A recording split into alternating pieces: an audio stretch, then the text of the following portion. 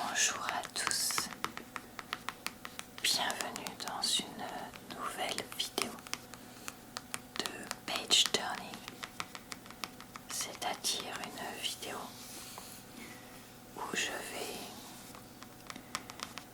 tourner les pages d'un livre, en l'occurrence celui-ci sur les exoplanètes. Je cache le nom de ma bibliothèque, ne vous inquiétez pas. Et je vais aussi chuchoter quelques petits extraits du livre et faire un petit peu de tracing sur les pages, comme là je trace le contour de la planète. J'ai déjà fait 4 ou 5 fois ce genre de vidéo sur ma chaîne, donc je vous mettrai en lien en barre d'informations, commentaires épinglés dans le i, tout ça, le lien vers d'autres vidéos de ce genre pour ceux qui voudraient en voir ou en revoir d'autres. Et puis je vous mettrai aussi, si jamais elle est déjà sortie, je ne sais pas trop mon planning encore, au moment où je tourne, le lien vers une vidéo de tracing comme ça sur ma chaîne secondaire, celle sans chuchotement, pour ceux que ça intéressera.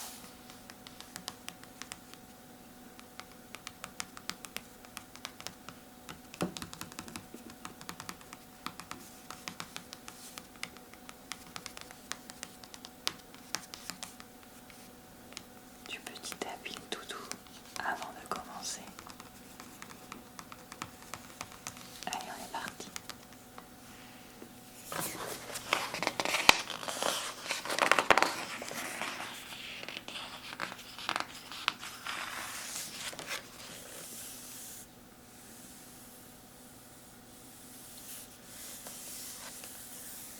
Alors, de quoi est-ce qu'on nous parle? Il y a des peintures absolument magnifiques pour illustrer. Un satellite rocheux évolue dans l'anneau imaginaire de PH1b. Contrairement à celui de Saturne, il est constitué... Attendez, vous voyez pas hyper bien, on va faire comme ça. Il est constitué de grains solides, totalement exempts de glace. L'exoplanète étant proche de ses étoiles, on retrouve des espèces de tourbillons là, je ne sais pas ce que c'est censé représenter. Et là, le bloc rocheux avec des petites particules ici partout. Alors sur la page précédente, il n'y a que du texte. Peut-être que c'est là qu'on nous parle de cette planète. La méthode principale pour détecter la présence d'un anneau autour d'une planète extrasolaire est celle de l'occultation. C'est elle qui a permis de découvrir les anneaux d'Uranus ou de Neptune dans les années 70 ou ceux de l'astéroïde Chariklo en 2014. Donc non, ça ne nous parle pas de ça. Ah si, c'est là. On peut imaginer que certains anneaux hypothétiques de PH1b sont eux aussi constitués de très fines poussières. Ceux qui apparaissent blanc-gris sont faits de particules un peu plus grosses. Je ne sais pas. Je vous avoue que j'ai pris ce livre un peu au hasard à la médiathèque en me disant que ça pourrait être intéressant. Donc là, on retrouverait les anneaux avec les particules de roche, les anneaux hypothétiques de cette planète. Et là, qu'est-ce qu'on nous met? Les anneaux de PH1b n'ont pas encore été découverts, mais ils pourraient exister. Donc c'est vraiment rigolo. Vous voyez, ils ont représenté une planète qui ressemble un petit peu à notre Jupiter avec les cyclones à la surface et l'alternance entre les différentes couleurs. Donc ici du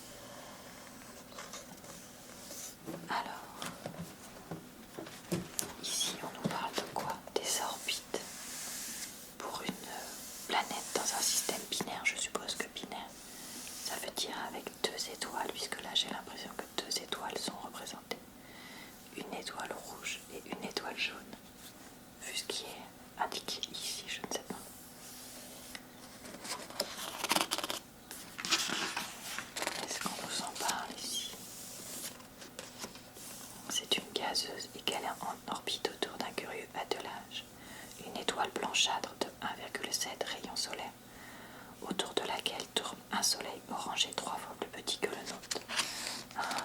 Donc c'est représenté en rouge, mais en fait ce serait orangé.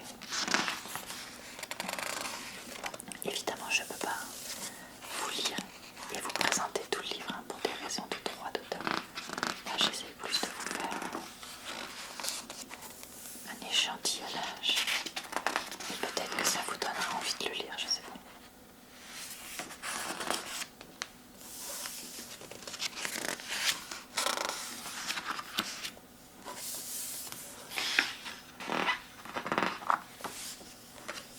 En tout cas, je trouve ça très intéressant. Alors, j'arrive ici sur une nouvelle page, sur une super Terre primitive, Kepler 442b, pour les intimes. On se demande si c'est une planète active. Son année dure seulement 3 de nos mois et son soleil brille 10 fois moins que le nôtre. Son orbite est plus petite que celle de la Terre. Elle fait seulement 0,4 unités astronomiques de rayon. Son étoile est quelconque, c'est une naine orange. J'adore quand il fait un petit tacle léger à l'étoile qui n'a rien demandé. Je sais plus ce que je disais, une naine orange de 0,6 masse solaire. Et pourtant, Kepler 442b est tout, sauf une exoplanète insignifiante. Ah là là. Là, on a une espèce de planète, je sais pas ce que c'est.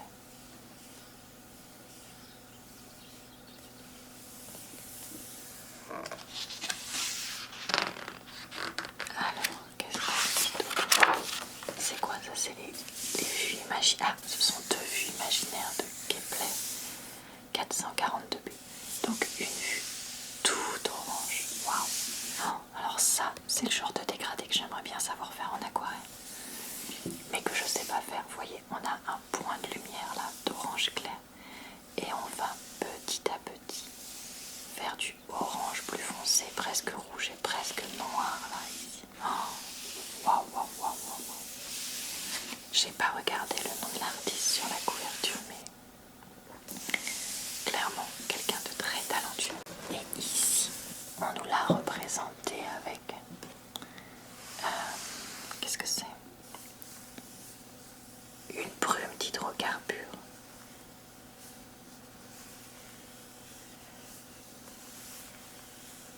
Donc ici on a une espèce de brume là qui passe, qui s'étale à la surface de la planète.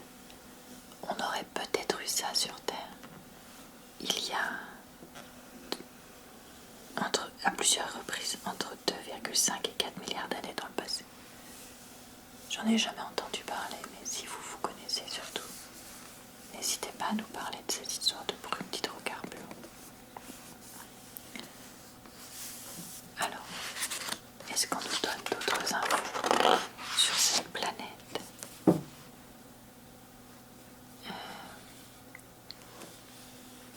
La concentration de dioxyde de carbone, CO2 dans l'atmosphère, principal agent de l'effet de serre, dépend en effet d'un cycle géochimique qui repose en grande partie sur la tectonique des plaques, transformées en carbonate via l'érosion des roches.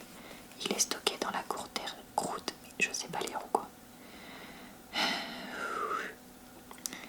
Il est stocké dans la croûte terrestre pendant des millions d'années, avant d'être relâché par du volcanisme ou du métamorphisme, transformation des roches, justement sous l'effet du déplacement des plaques. Ok, ça c'est le carré qui va sur la planète 9. Donc, on va peut-être pas regarder ça.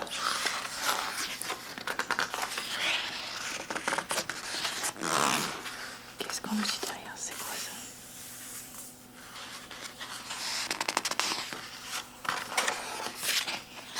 Ah, c'est Kepler, mais comme si on atterrissait dedans, je pense. Donc on nous dit quoi? Un paysage volcanique mais glacial. La neige qui recouvre le paysage reflète la couleur orangée du ciel. C'est un volcan, ça. Je pense que c'est un volcan avec de la lave ici qui est représenté, mais je ne suis pas très sûre.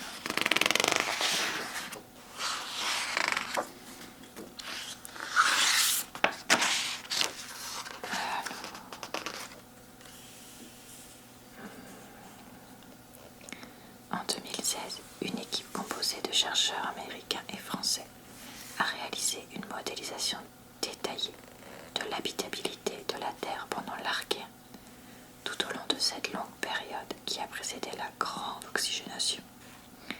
Cet épisode pendant lequel la quantité d'oxygène dans l'atmosphère a été multipliée par 600 pour atteindre le niveau actuel.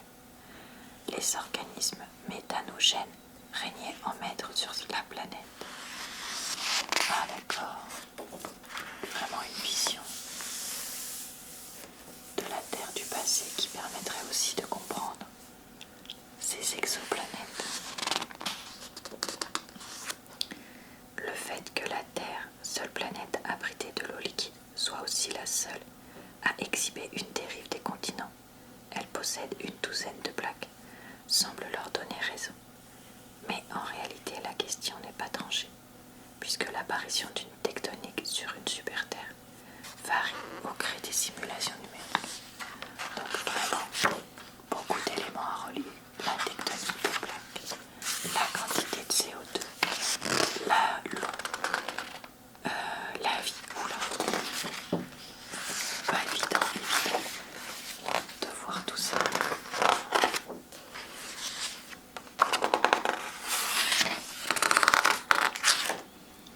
Eh bien, en tout cas, je la trouve vraiment magnifique. Ici, là, elle est un peu moins belle, mais bon, ça va, c'est pas mal non plus. Est-ce qu'on se lit une dernière petite phrase sur ces deux pages? Allez, une dernière petite phrase. Ainsi, aussi étrange que puisse nous paraître la super-Terre Kepler 442b, telle que nous l'avons imaginée, c'est peut-être un monde vivant. Tan, tan, tan. Désolée, je m'amuse un petit peu. J'espère que ma personnalité à blague et à rigolade, où je rigole toute seule dans mon bureau, n'empêche pas trop votre relaxation. On va essayer de se relaxer dans la bonne humeur, c'est ça que je me dis.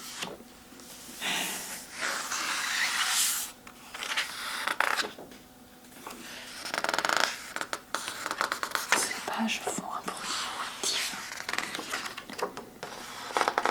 du page turn.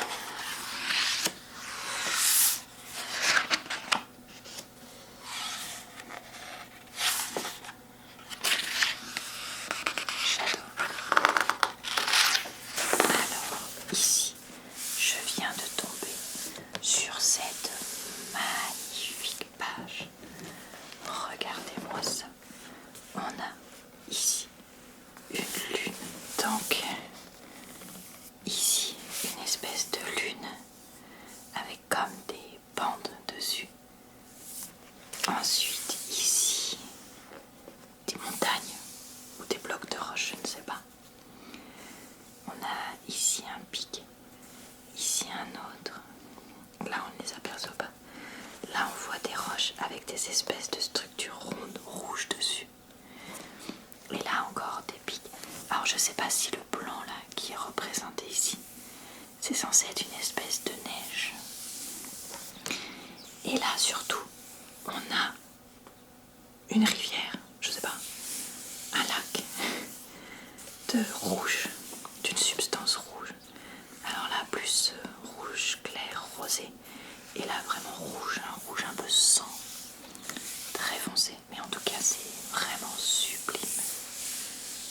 Alors, les pigments chlorophylliens ne sont pas sortis vainqueurs. D'autres pigments, semblables à ceux qu'on trouve dans certaines archées extrémophiles terrestres, donnent des couleurs mauves, pourpres et briques aux organismes vivants. D'accord. Donc c'est pour représenter quelque chose qui n'est pas vert du coup. Ah, attendez, on arrive à lire. C'est écrit 18. Donc je supposerais que l'auteur c'est le pseudonyme, pas de l'auteur, du peintre ou de la peintre. On dit de la peintre, non, on dit du peintre même si c'est une femme. Oh, encore une fois mon manque de culture, criamment révélé. Non, pas criamment.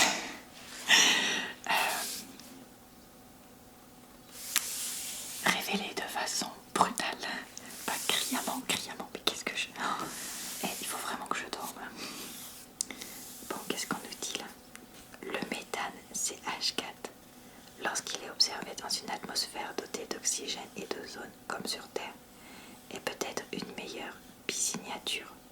En toute rigueur, c'est alors le trio CH4O2O3 qui constitue la biosignature.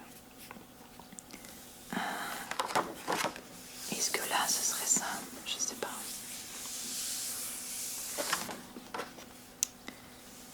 Deux chercheurs américains ont en effet proposé en 2007 que les pigments utilisés lors de la photosynthèse n'étaient peut-être pas toujours été les pigments chlorophylliens qui donnent leur couleur verte aux plantes et aux algues. Waouh, elle est magnifique celle-là aussi. Alors je sais pas si vous l'apercevrez bien, mais elle est dans les bleus avec des espèces de constellations orangées dessus. Alors je sais pas ce que c'est.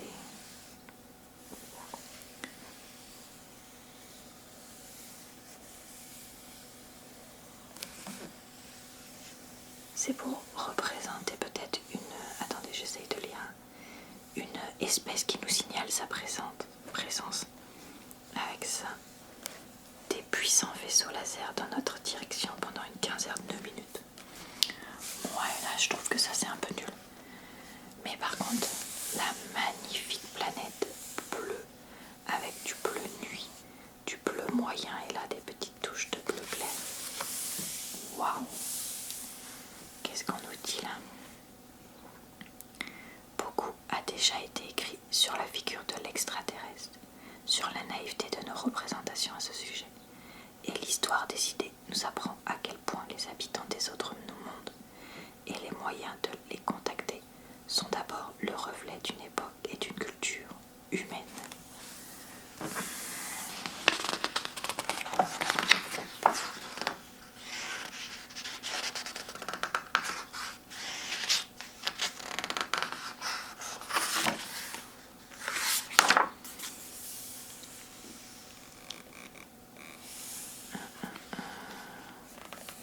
Par exemple, seule la végétation... On reste zen, on rebond. Végétation semble capable de modifier suffisamment l'éclat de la Terre pour être vue à des distances interstellaires.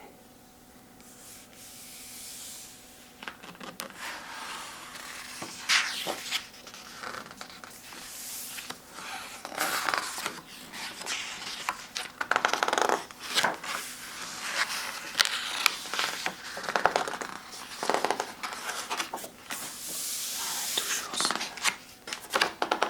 doux bruit de page.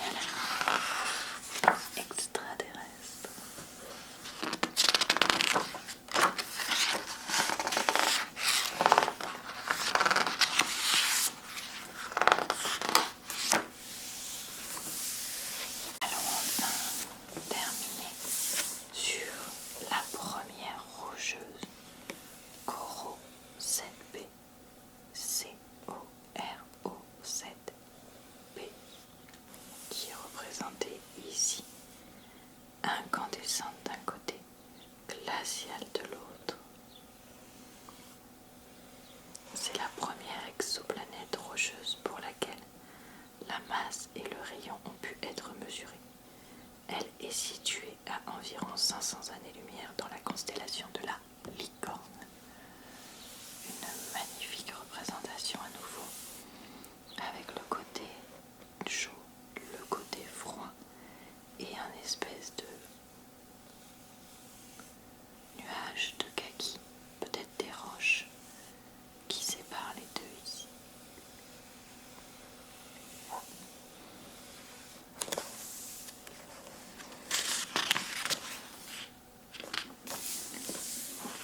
Voilà, intéressant.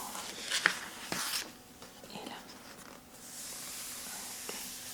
Alors ce sont les 3 scénarios pour la formation de cette planète.